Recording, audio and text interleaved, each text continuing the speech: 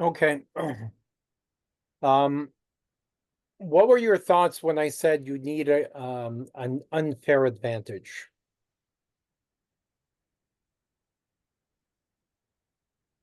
You remember me saying that? Um, No? Okay. no. Um, for example, one of my clients, we are designing a bookkeeping business, and the unfair advantage that we're creating is called an index site. An index site is basically connecting about 1,000 or 2,000 other bookkeepers around North America to all contribute content to the same website to create a very dominant website, which creates an unfair advantage for that company. Okay. You need something similar. Um, and you need to have an unfair advantage if you want to get to 5 million or $20 million. Otherwise, if a client sees you as just a regular contractor, you have no unfair advantage, right? And if you are a regular contractor, you have a credibility issue, right? Um, so the way to get around that, and that's a problem that every company faces. So one of the ways to get around that is by um, creating that unfair advantage. I'm going to share my computer screen.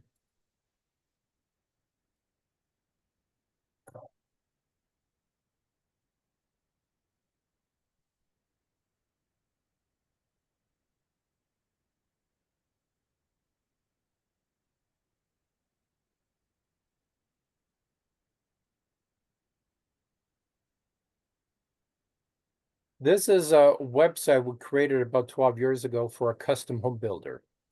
Um, so basically, we're waiting for someone like you to come along that agrees that you need an unfair advantage.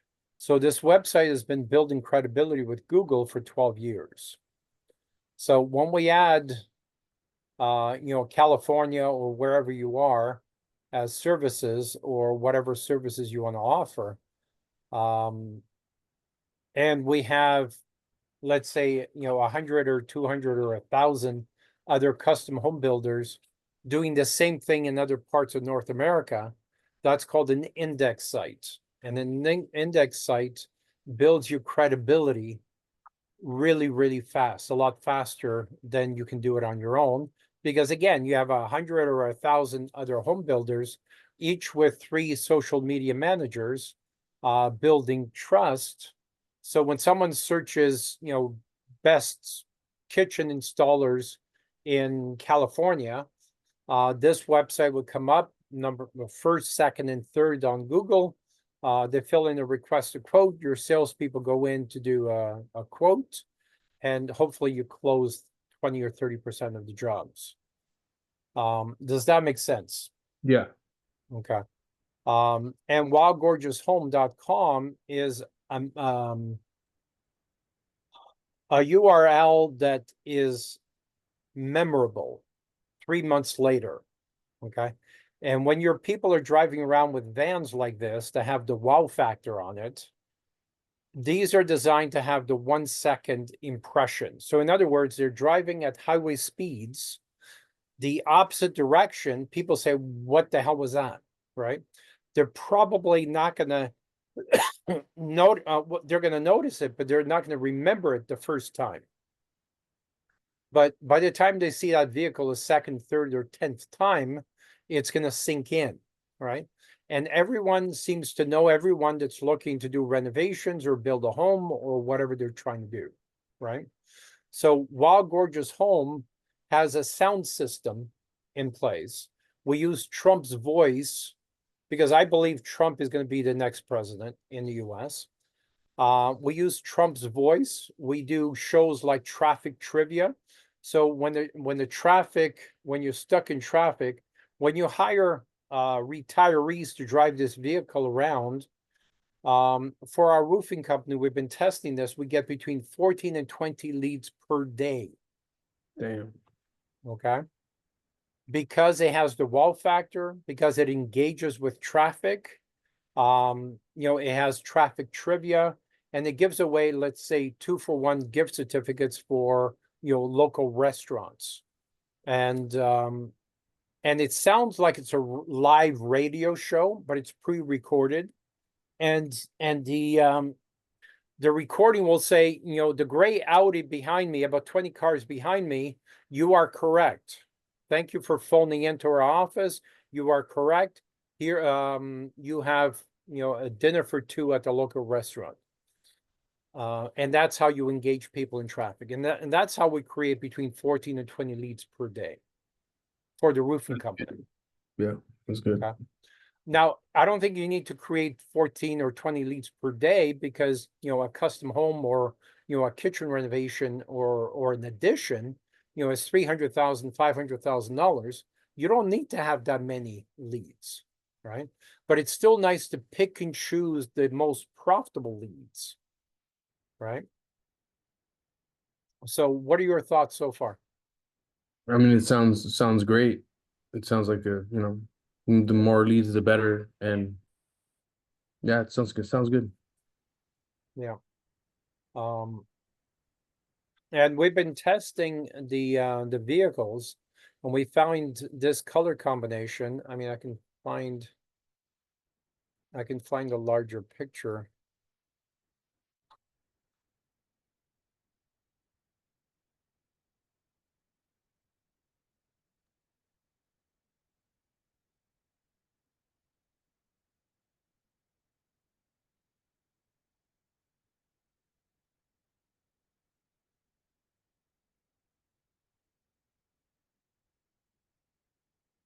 Are you okay? You seem stressed today.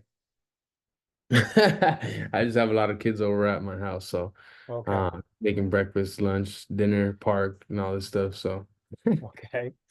All right. So, when we create these vehicles, we do a lot of testing. We test with at least 10,000 future potential clients to get their feedback as to what was memorable, what wasn't, and so on. Obviously, this is for a Ledger Lion. But when you have a 3D character that rises 2.5 or 3 feet above the van, we're not really sure about the TV screens yet, because the cost is about $5,000 for 2-sided billboard type TV screens. We're not sure about the return on investment because what we're getting a lot of attention from is obviously the lights, loudspeaker, which we've moved underneath the van. Okay, so when you see the van, all you see is the 3D character sticking above the van. And that's how we get the wow factor. So when we're doing truck wraps, branding has to have 3 things. It has to have the wow factor. It has to be memorable 30 or 60 days later. And it has to have a call to action. Okay. So if they can't recall your company name 30 days later, or even 90 days later, all that work you've done goes to waste, right? And you've got to be top of mind all the time. So they see the truck in your neighborhoods doing, because there's really 2 types of trust. There's real world trust, and that's what the trucks do. And there's online trust. And when they see the visuals of the online truck in Facebook, Instagram, TikTok, and everywhere else, it reminds them, hey, these people are part of my community. I keep seeing their trucks at the grocery store, Little League games, the highway. I see their trucks everywhere. And it looks like a major company because I see a lot of trucks. It's not a lot of trucks, it's one truck, right? The roofing company is one truck. But because they see it multiple times, they think it's a large company, right? And that's the type of credibility that I believe you need to build if you want to get to $20 million, especially if you want to start franchising, right? There's a couple of custom home builder franchises that we worked with in the past, but no one really grabs market attention, right? No one. And for example, my videos get 20 million views every 7 to 14 days. 20 million. Okay. Yes, there's a lot of repeat of the same clientele, but they need to see and hear the same message 20 or 40 times before they act. That's the same thing applies to you. Sorry, I'm just getting over a cold. Do you see how this branding and differentiation to create an unfair advantage is how you're going to get, the 1,000 reviews, or better yet, the 1,000 video testimonials, because text testimonials don't really carry the weight, right? Video reviews carry a lot more weight. Makes sense.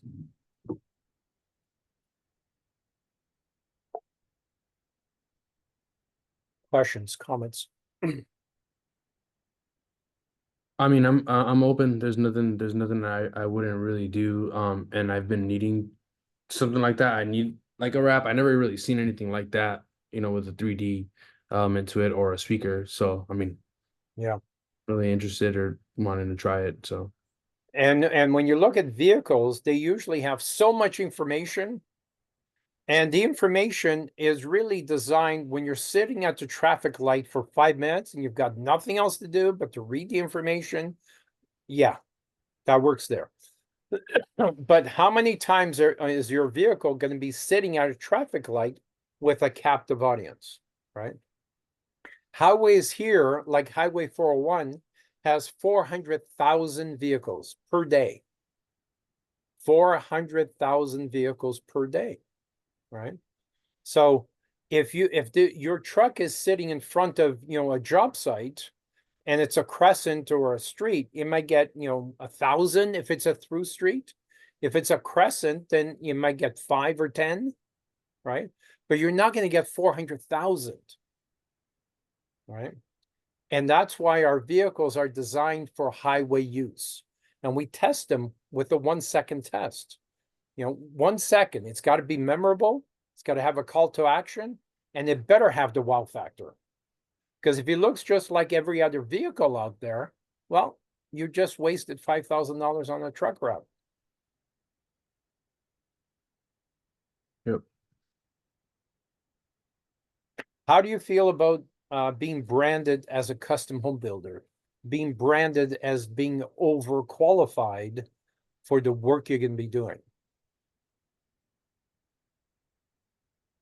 I mean, that would be great. I mean, I don't know about a custom home builder. I don't have I don't have any You're experience in not that. qualified, you're not licensed. Yeah. But I would suggest you do get licensed. Basically, it takes 3 months here to get licensed. Yeah, It's I'm actually gonna send my application for the general contractor in December because I have 2 licenses right now. So it took up from 18 to 22, 22 to 26, and I think 27 to 31 is gonna be December. So in December, I'm able to send my application for GC. okay. So custom home builder is basically the same type of license as GC. It might be different in California because California has weird rules there. Um, but the other thing that I would suggest is either getting to custom home building, and it can take 2 or 3 years before you build enough credibility to get those types of clients. But you can still be doing the kitchen renovations, the bathroom renovations, the additions, whatever it is you want to do. But I would suggest you cookie cutter things, right? Because when you have your guys do roofing one day, then gutters the next day, then painted the next day, then, kitchen renovations the next, you're not going to be efficient at any of them, right? If your guys if you have one team that only does, bathroom renovations, they're going to get very efficient at it, and they're going to have the right tools in the truck when they need the right tools, right? So you need to specialize so they become efficient at it. I have a client in Florida that does bathrooms. $150,000 bathrooms is his average. $150,000 bathrooms.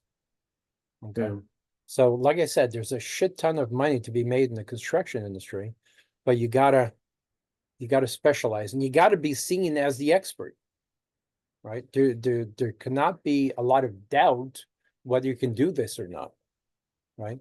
You want to have the 5 million, 10 million, $20 million homes saying, we only know one guy that can do this, and that's you. When can you come out and give me your price? Right. And Yeah, that's interesting. when you start working through interior designers and architects, they already have relationships with the homeowner.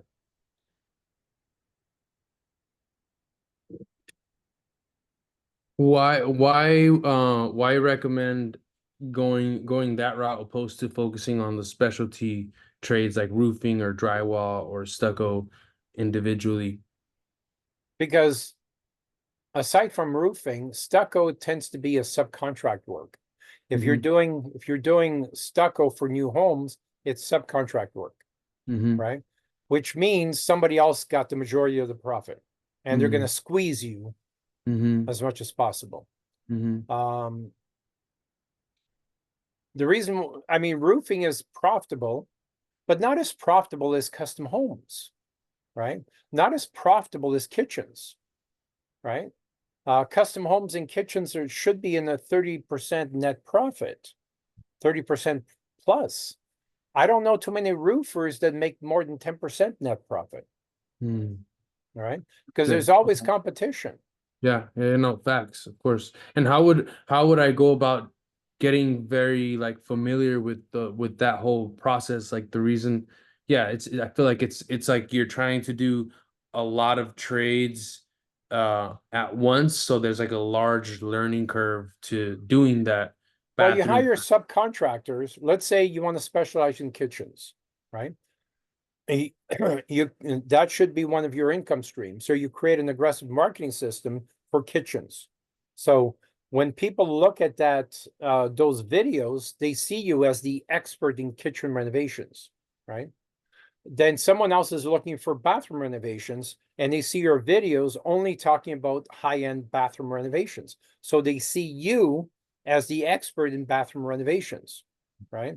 Another income stream could be flooring, another one could be painting and so on. But you have crews or subcontractors that only do one thing. Okay. It's the assembly line process. So if they're only doing painting, then they're going to have all the tools that they need and they're going to be the experts at painting or bathrooms or whatever it is. Right. You got to specialize. From the consumer's perspective, they have to see you as the expert in that field. They have And to. they don't care that everyone is a sub.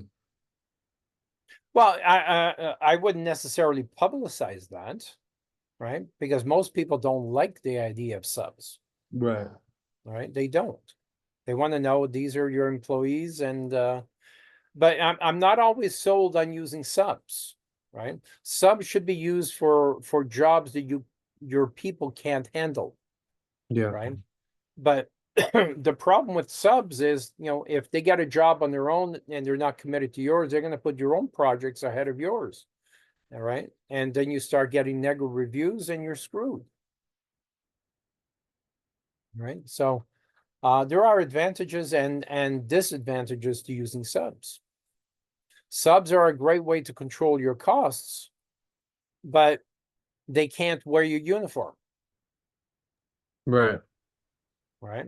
And So with that being said, sorry, like right now I have like a bunch of subs, like let's say three different stucco subs, a different roofing sub, different drywall subs, and I always get a bunch of t-shirts, and they're always asking me for t-shirts. yeah, they can't wear your t-shirts.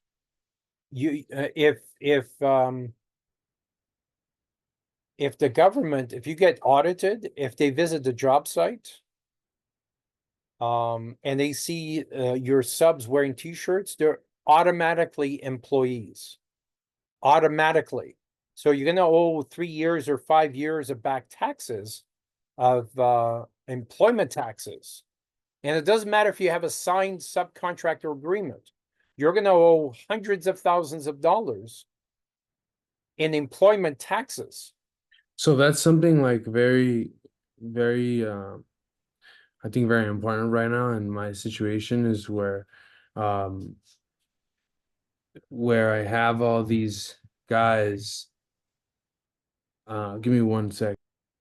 Yep.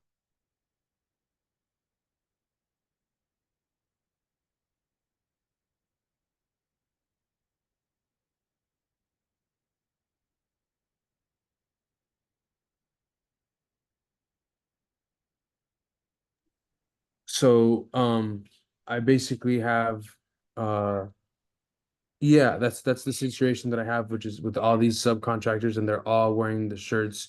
And in Yeah. what sense, in what world or in what scenario would someone pay the site a visit? Like I've been doing this for a few years and like how would that even come about? And I feel like I have to do some corrections right now because even like I'm just getting audited by workers' comp, which I'm Oh, okay. fuck. Yeah, that's a But problem. That's a but problem.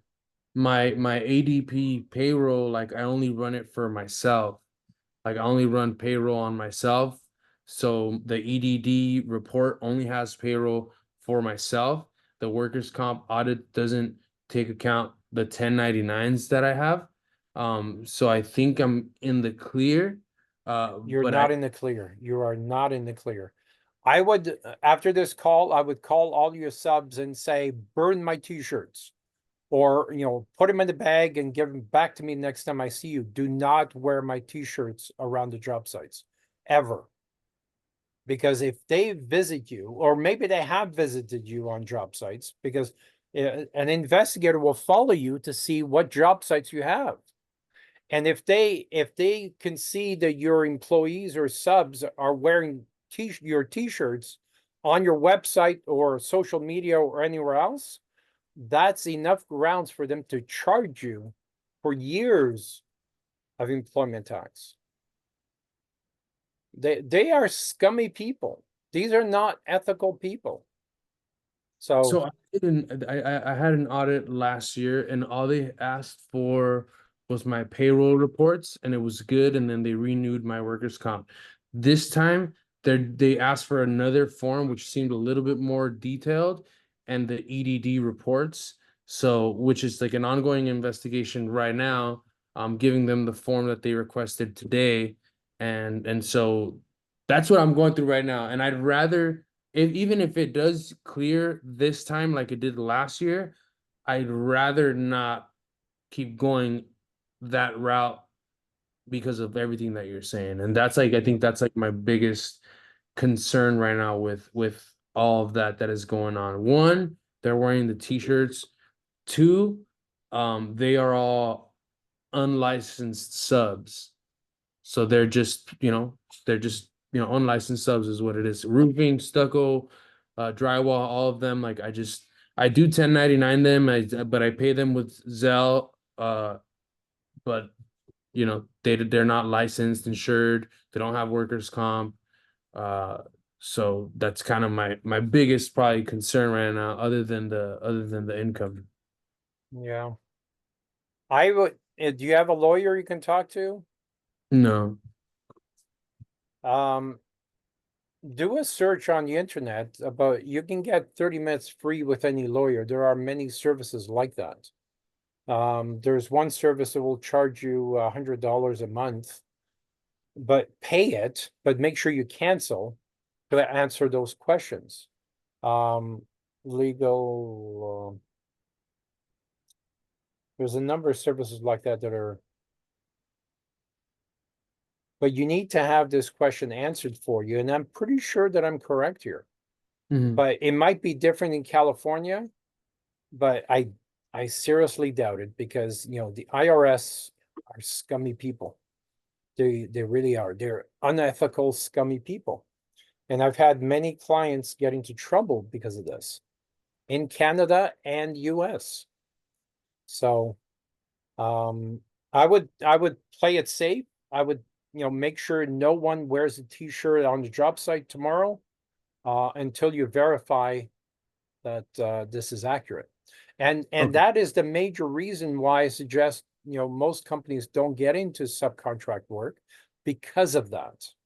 They can find so many different loopholes to charge you for employment taxes. Right? And the other loophole is if these subcontractors only work for you, or they're deemed to work too much for you, they're deemed as employees again. Right? So it's really scummy. Okay. And you got to make sure that, every second or third project that they go work for someone else. Mm-hmm. And you want to see the paperwork, Mm-hmm. right? Okay. So, I mean, with employees, they can wear a uniform with no problem. You can train them better. You can, give them a profit sharing plan so they're motivated. And that's what we help you create. They can drive a branded or wrapped company truck. There are advantages to it. And still use a subcontractor every once in a while to say, hey, these guys, the subcontractors are doing double the work you guys are, right? So it's a way to motivate them. But But generally, you'd have to pay like a lot here in California for like payroll taxes and workers' comp, right? It's isn't it like yeah, but who cares, right? I just It don't find that people or clients are really pay for an owner to pay like double because if I pay someone, $30 an hour or 40, whatever it is an hour, you're paying what is it? It's like double in like payroll and workers' comp. Yeah, but don't Or forget your subs have employees and they have to pay that, Mhm. right? Eventually, it's an expense you pass over to your customers. It doesn't matter what it is, right?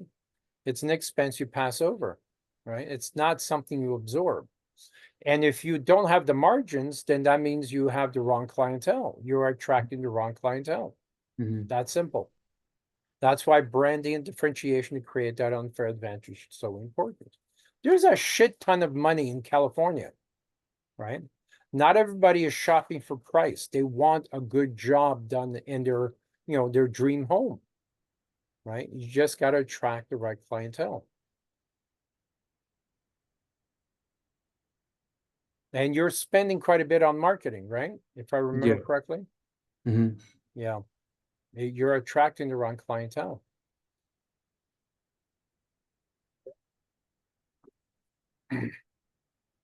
When look at it this way, everyone knows what a paid ad looks like, right? They know that that paid ad is a bit of convenience for them because they don't have to search on the left-hand side. Um, but when they get a lead, they know that it's organic. They deserve to be there. So there's a lot of credibility in having organic searches. When it's paid, they know that you're buying your way to the top. You don't deserve to be there. So that quality lead, the quality of the lead is not very good, right? It's not very good. And that's why I spend so much time and energy on creating content on TikTok. Because when people, by the time people come to me, they already know who I am and what I'm all about, right?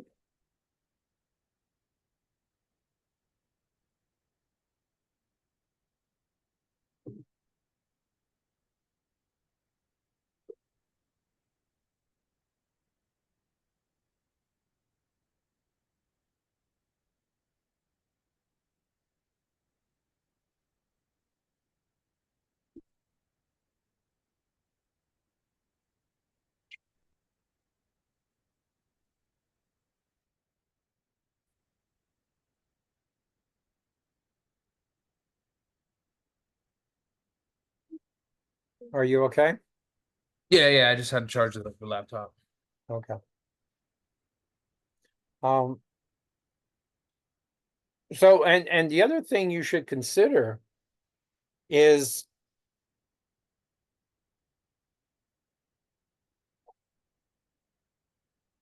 You're making decisions today that will affect you for the next 10, 20, 30, and 40 years. The question you should be asking yourself is, should you be in the construction industry?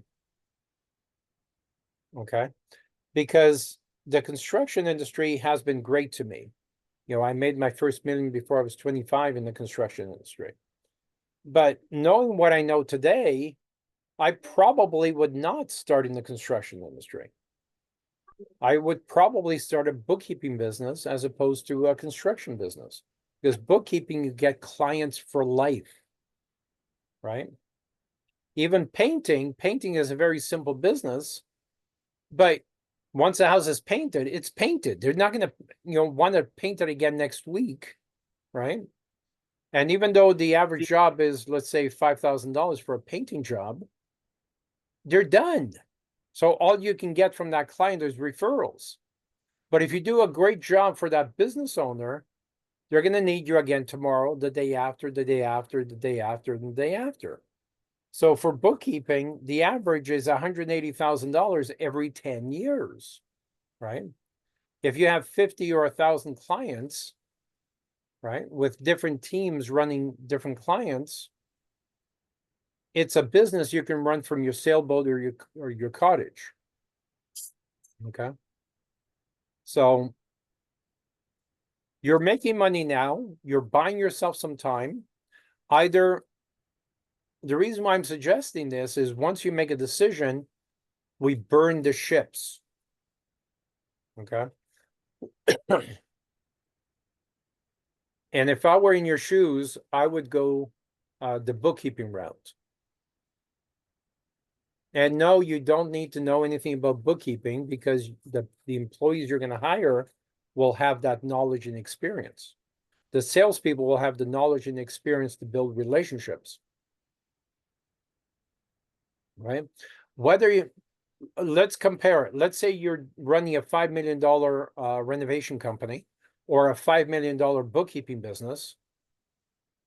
Which is going to give you better quality of life and more profit?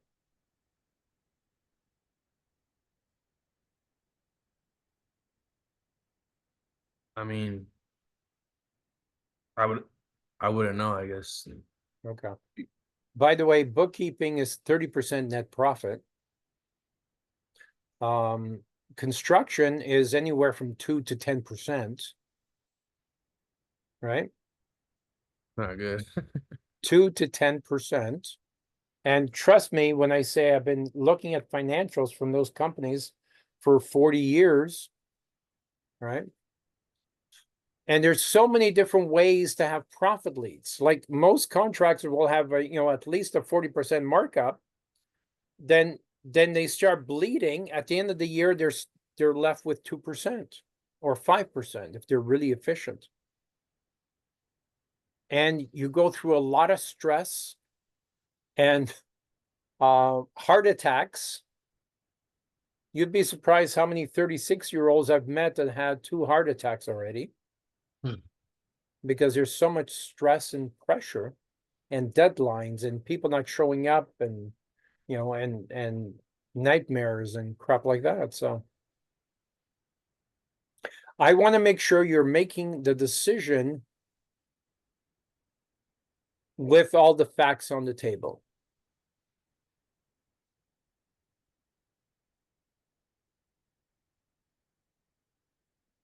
To me, a business is a vehicle to give you quality of life. It's not about creating a job. You Correct. already have a job, right? It's about creating quality of life. Like I said, I own shares in 19 different companies. Here I am trying to help you with yours. Yeah. These companies work for me. I don't work for the companies. The only time I work for the companies is in the board meetings when we're creating the next goal for next year. I guess the only thing I think about is I wouldn't like to sacrifice the quality of life that I have now to start a new company with less of an income? No, I'm not suggesting you do that. I'm suggesting you keep running your company as is while starting another company part-time, and you're using subcontractors who will pay you 30%, right? And when you have the revenue equal, or when the revenue from bookkeeping doubles your current revenue, then at that point you make a decision to keep going with both or sell one company and grow the other. Bookkeeping is about introducing people like you to the bookkeeping company. And eventually, once you have enough clients, then you start your own crews.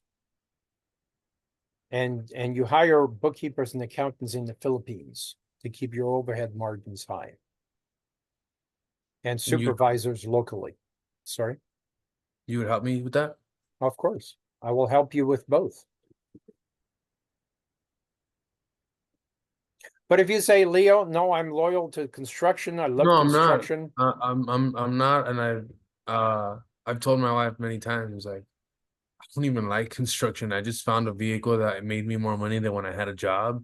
I used to be a server and at Norms and at Benihana, and I was a manager. I had 3 jobs, and I met her uncle, and he's like, "What do you do? You look like a hustler. You look ambitious." And I said, "Well, I'm probably gonna be a physical therapist." And he's like, "How much are you gonna make a year?" And I said, I don't know, like 80,000 after like I go to school or whatever." And then he's like, "You can make that off of a couple jobs in like construction if you get your license." And I basically just applied for my license, and he got somebody to sign for me, and I just learned like marketing and paying for ads and things like that and closing deals. I lost money, and that's why I lost a lot of money in the beginning. Make a lot of mistakes because I didn't have much experience, or I just was like closing jobs, not the same markup, just making a couple $100 here and there. But I learned, and now I can make, okay money with some jobs, but it's like depending on so many people to show up. There's so many variables and so many things going on, so many Yeah. different clients, so many things that you got to deal with, that it's like uh, I'm just like, something's got to give. Like there's not, but Yeah. I just recently too, like many times I've said, expressed that about construction. It's not like I'm loyal or I'm in love with construction. I'm more in love with like the hustle and making things work and figuring things out and being assertive, being aggressive, and just being emotional towards things. And just so I'm open. I'm not definitely not closed about anything. And if you have I know you have the experience that you say, and you're looking at books and things like that, and you're talking about real profit margins and things, like it's a no-brainer for someone to be in a 2 to 10% to 20 to 30%, especially if you can help me get into that and do the transition. I'm more than willing to do it. Well, you have an advantage because you are a contractor, right?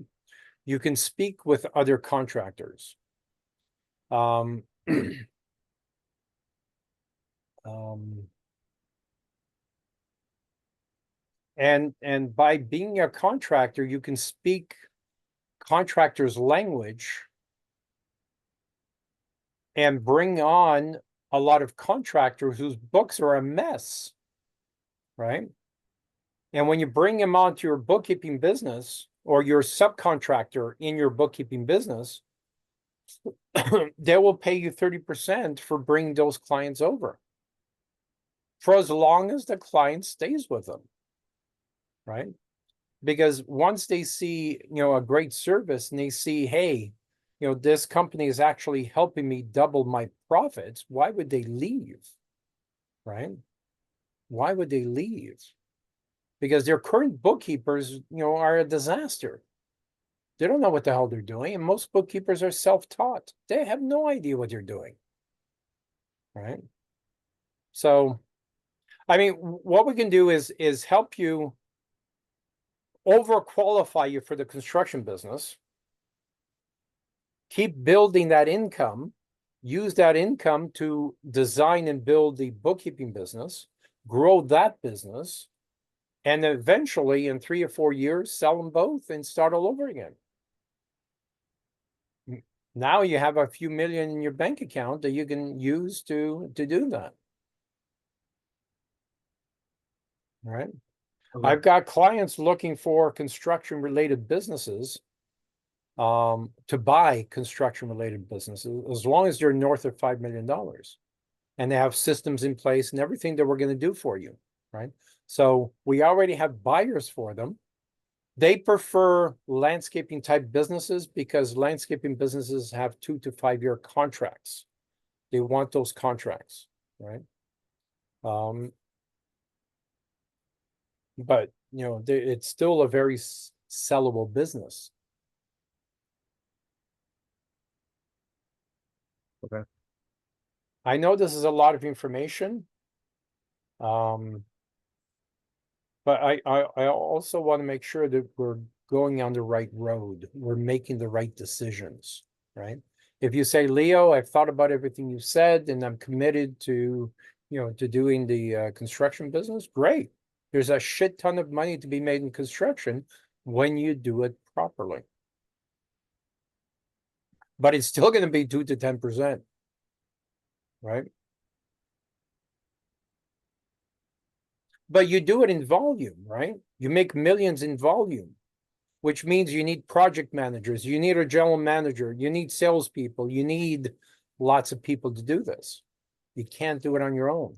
You cannot have the weight of the world on your shoulders. You know, you're gonna fall apart emotionally. You gotta have a great team. There's no way to do this without a great team.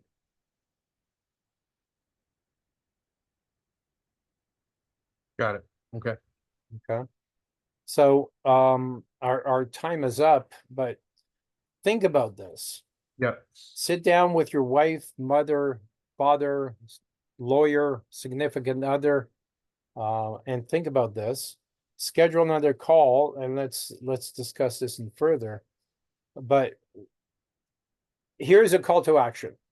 Get rid of the t-shirts. Okay. Get rid of the t-shirts. You owing the, you know, IRS $200,000 because of this is not going to help us. Okay. Get rid of the t-shirts. Get rid of the pictures of your subs wearing your t-shirt on the internet. Get rid of those. Okay.